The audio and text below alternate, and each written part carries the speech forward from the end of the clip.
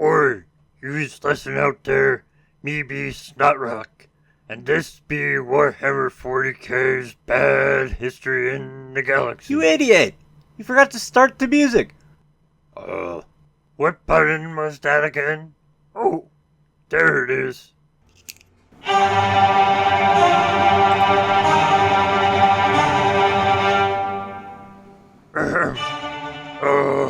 Last time Boss Yuksen did a box called Abyss Comes and Collects.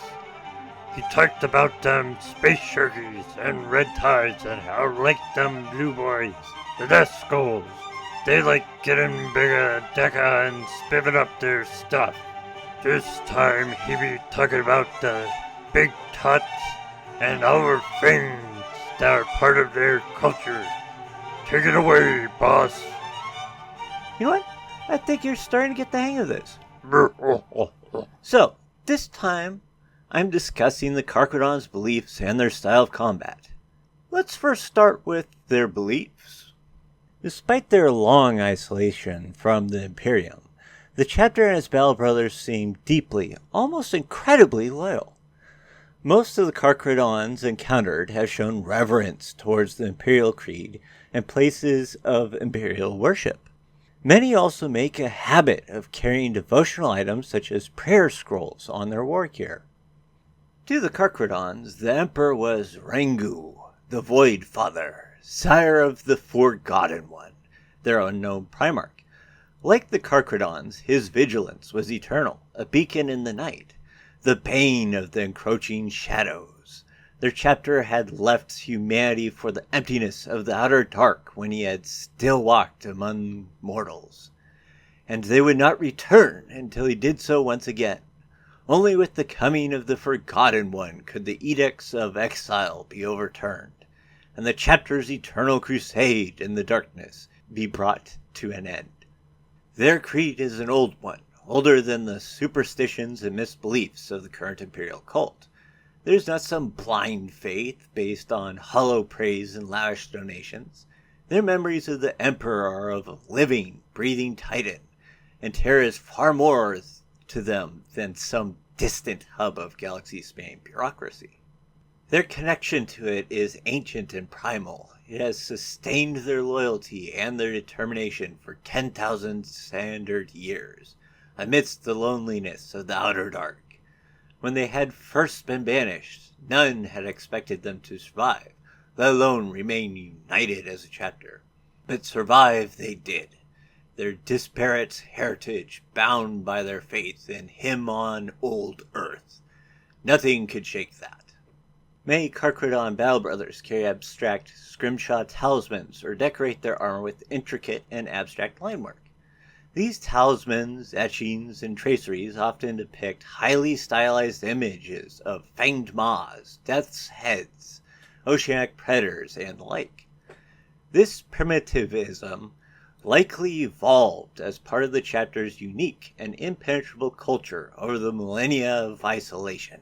The Carcharodons also hold great respect for the chapter's war gear, for it's forbidden for a lower-ranked Void Brother or chapter serf to lay even a finger upon the war gear of a higher rank Astartes. This taboo is referred to by the chapter's battle brothers as tapu. However, all this stands in contrast to their savagery they show their foes. Merciless is perhaps the best descriptor for the Carcharodons in combat, but even that does not describe the depths of the blood-soaked slaughter to which they are willing to descend. In a way, they seem to see the universe very much in terms of black and white, enemy and ally. Anyone who stands against the Imperium for whatever reason can only expect a brutal demise at the hands of the Carcharodons. And with that, let's discuss how they combat those who oppose the Imperium.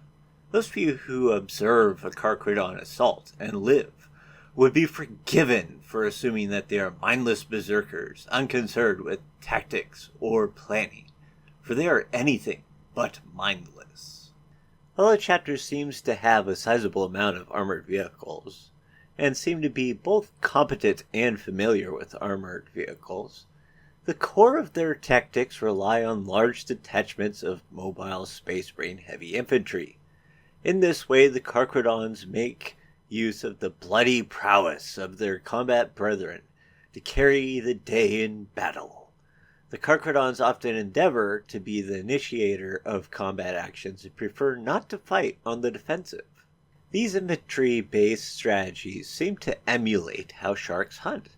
First, they circle their foe by using their integrated scout marine forces and other recon units, such as land speeder bike squads, to probe enemy positions and identify weak points in any target with strategic value.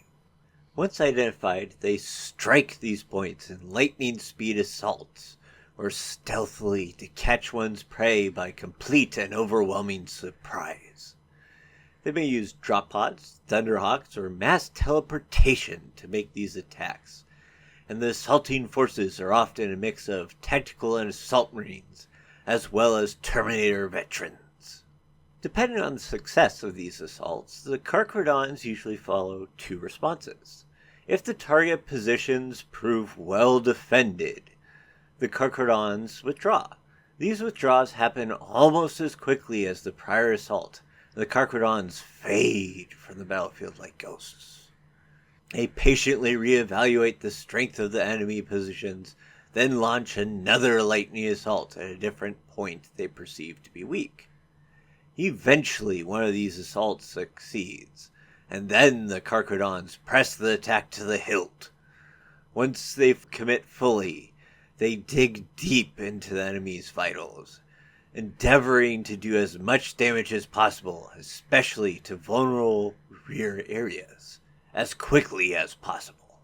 At this point, the full fury of the Carcharodons is all too apparent, and little survives this stage of the assault. The Carcharodons prefer fighting at close range, either attacking with point-blank weapon fire, or in melee when they have broken through the enemy line. There's one other interesting and very eerie detail about the Carcharodons' assaults. Their battles are conducted in complete silence. Any command from the chapter's leaders are transmitted over a locked and encrypted voxnet, and the Battle Brothers abstain from issuing any word or sound to friend or foe. To see such carnage enacted without a word or cry is chilling, to say the least. On the note of chilling, how about we talk about one of the ways that they do ship-to-ship void battles? Now, when undergoing boarding operations during ship-to-ship void battles, the Carcharodons are known to employ an ancient and crude but unique weapon known as Ursus claws. Large barbed lances that are the size of smaller escort ships in their own right. Fashioned like massive harpoons, these massive lances puncture through an enemy vessel's hull, and once impaled, the immense spears become active, locking to their prey's ravaged insides with magnetic strength. With malicious slowness, the Carcharodon vessels can then recall their spears as the lances ratchet back towards the ship that fired them, dragging them home on massive chains. Once the doomed vessel is within reach of the Carcharodons, they then disgorge their Astartes into the bowels of the impaled enemy ship, and the blooding begins in earnest. This technique was first pioneered during the Great Crusade by the barbarous and bloody-handed World Eaters Legion. And on that note, I shall hand you over to my collaborator, Snotrock. Okay. You enjoyed this, Fox? Next time, boss is gonna talk about space shark bosses, top knobs, and their scary weird board. He'll also be talking about the naming and what they got for crumping. Now the boss wants you listening to tell him what BA clan he should be talking about next. And don't forget to follow, press the thumb up, say something in the comments, subscribe, and join the member program. Cause if you don't, we come and find you with me, Chubba, and Snotrock! Right. Have a good old time, and this be Snutrock and Yuksen saying bye.